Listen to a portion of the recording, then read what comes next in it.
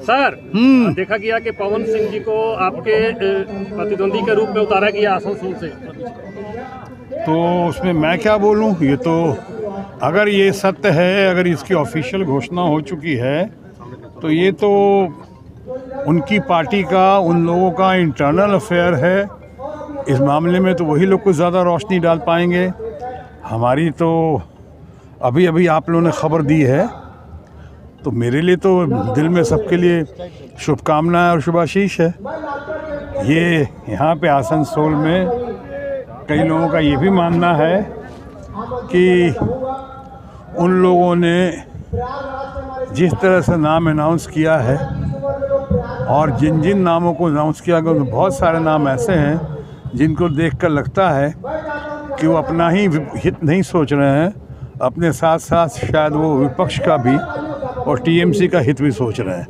तो इसलिए तो मैं कहूँगा, इस सोच के लिए उनको बधाई देता हूँ।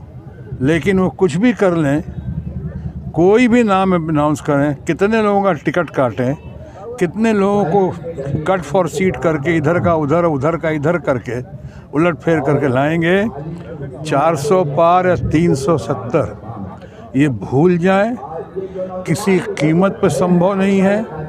उन्होंने पुनः यहाँ आकर हमारे मित्र और भारत के माननीय प्रधानमंत्री नरेंद्र मोदी जी ने पुनः ममता जी का बहुत ही अपमान किया है।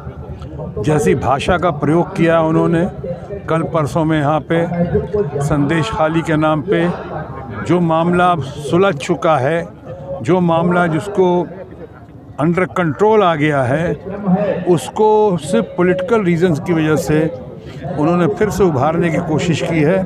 और इस तरह से उभार कर उन्होंने जिस तरह का भाषा का प्रयोग किया, जैसे पिछली बार दीदी वो दीदी करके जनता उसको आज तक माफ़ नहीं की उनको, उसके लिए इस बार भी जिस तरह का भाषा का प्रयोग किया है वो निंदनीय है, शर्मनाक है। प्रधानमंत्री पद के लिए और हमारे मित्र माननीय नरेंद्र मोदी जी के लिए ये शोभा नहीं देता। और बंगाल की जनता जो है उसका जवाब देगी, और बहुत अच्छी तरह उनको पता है कि इस बार जो है वो जो 400 पार और 300 पार कह रहे हैं, 370 पार कह रहे हैं और 300 पार कह रहे हैं, और अपना बजट से लेके अपनी योजना 2047 तक कर सकते हैं की बात कर रहे हैं। मैं आपको कह देता हूँ, पिछली बार भी बंगाल में उन्होंने कहा था 200 पार। आपके सामने मैं आज कह सकता हूँ, उस वक्त 200 पार कहा था तो 70-75 सीटों पर निपट गए। वो भी कैसे निपटे उस पर मैं ज़्यादा नहीं जानना चाहूँगा, बहुत सारे इसमें बातें हुई। तो इस बार अगर उसी औसत से आ जाएं तो 200 कहा था तो 70-75 पर निप गए। अब 400 पार कह रहे हैं तो यहाँ भी उन्होंने 150 पौने 200 पर निपट जाएंगे, इससे आगे नहीं बढ़ सकते हैं। अगर गलतफहमी में तो भूल जाए। वैसे जिस तरह के नामों की घोषणा की है, और अभी आज आपने जैसा बताया, मैं फिर से कहूँगा कि उनका इंटरनल अफेयर है, जिसका करें। लेकिन मैं इनमें से बहुतों को नहीं जानता हूँ, और ना ही मेरे अंदर कोई ऐसी प्रतिस्पर्धा की कोई दौड़ है उनके लिए, उन लोगों के लिए। मेरे पास मुझे आसनसोल की और बंगाल की जनता का, बिहार की जनता का, झारखंड, उड़ीसा, पूरे देश जो मिनी हिंदुस्तान है आसनसोल, उसकी जनता का भरपूर आशीर्वाद है।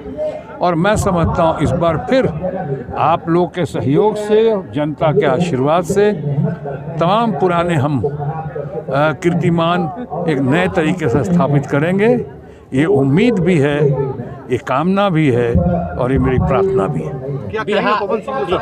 बिहार के दो माटी के लाल, एक शत्रुघ्न सिन्हा, दूसरे पवन सिंह, आज पश्चिम बंगाल आसनसोल की धरती पे चुनाव लड़ रहे हैं। क्या इसका प्रभाव पड़ेगा?